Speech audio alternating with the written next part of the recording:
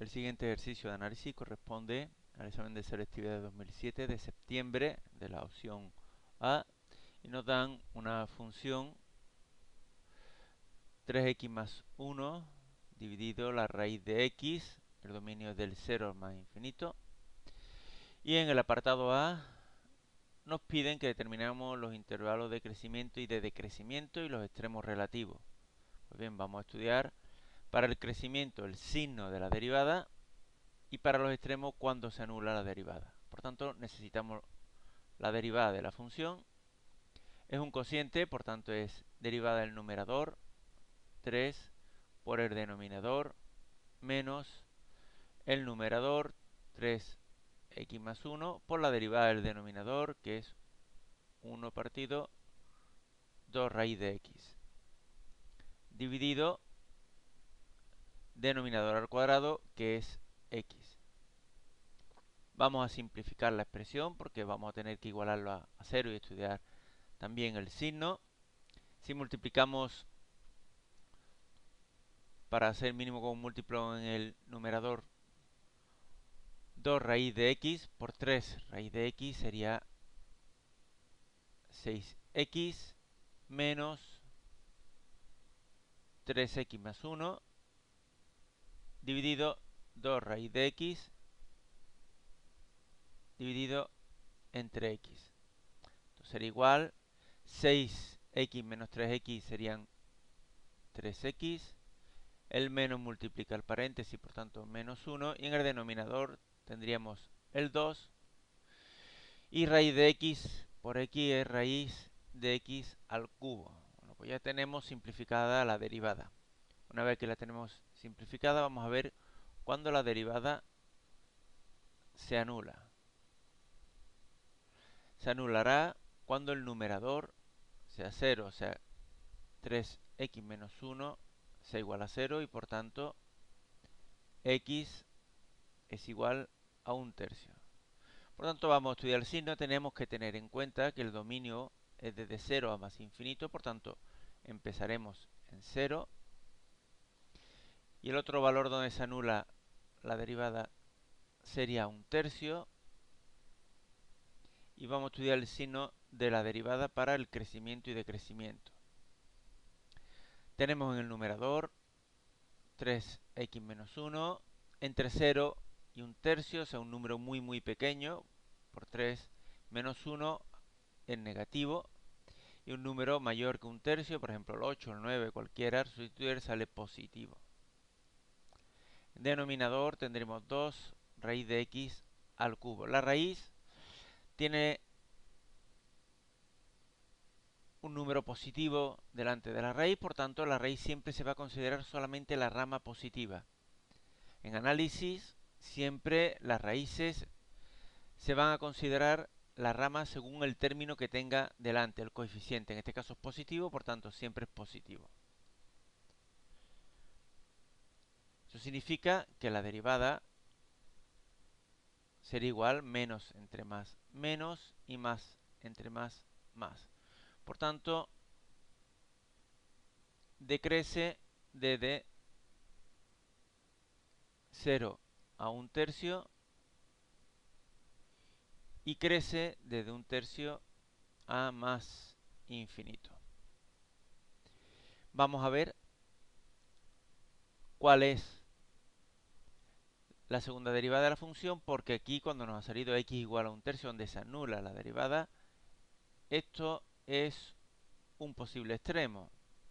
No sabemos si lo es, si no lo es, ni siquiera del tipo de extremo que es, hasta que no hagamos la segunda derivada y lo comprobemos. La segunda derivada sería derivada del numerador, que es 3, por el denominador, sería 6 raíz de x al cubo, menos numerador, 3x menos 1, por derivada del denominador, que sería 2, y la derivada de la raíz.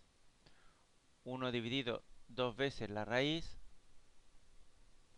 por la derivada del radicando, que sería 3x cuadrado, dividido por denominador al cuadrado, por tanto el cuadrado de 2 es 4, y el de la raíz x cubo. Si en esta segunda derivada sustituimos, no vamos a poner ya x, directamente ya vamos a poner un tercio, sustituimos un tercio, es evidente que el paréntesis es 0, por tanto toda la segunda parte de la expresión de la segunda derivada es 0. Nos dedicamos a la primera, la raíz de un tercio al cubo es positiva, por tanto numerador es positivo, y en el denominador un número positivo al cubo es positivo, por 4 positivo, mayor que 0, por tanto tenemos un mínimo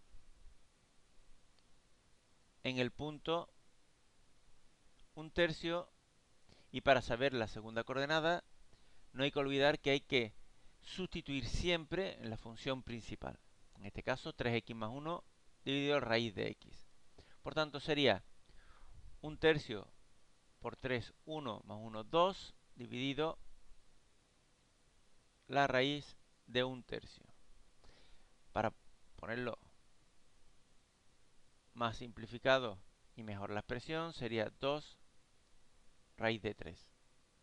Ya que raíz de 3 se estaría dividiendo en el denominador y pasa multiplicando al numerador.